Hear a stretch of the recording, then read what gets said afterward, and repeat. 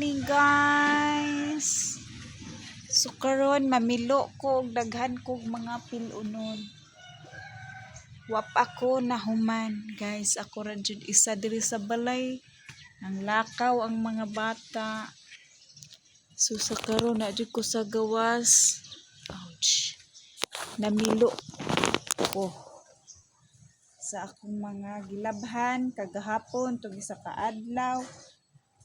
Giusaran ako og pilo.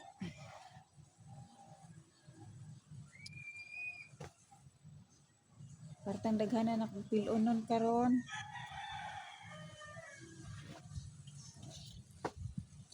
Nya ugma na guro ko man labaan is mga habol kay wa makayo init, no? Gahapon perting inita.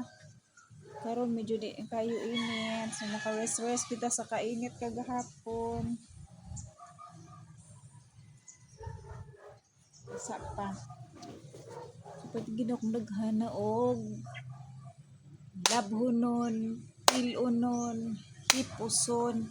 Diyos ko. Ano ba yan?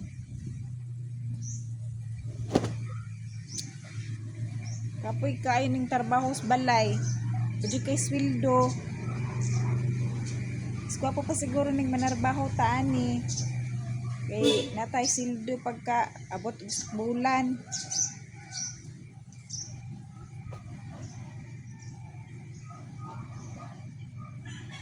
Si EJ naman nilakaw. Practice daw to sila sa iyang mga classmates. Kay gahapon daw sila practice gahapon. So karon sila mag-practice ito sa Lanoy, no? Mag-dance. So thank you guys sa pagpanood sa amo kong pagpamilo. Ug palihog kong share ug comment. Thank you very much. Sa walay sawa sa pagtanaw ninyo.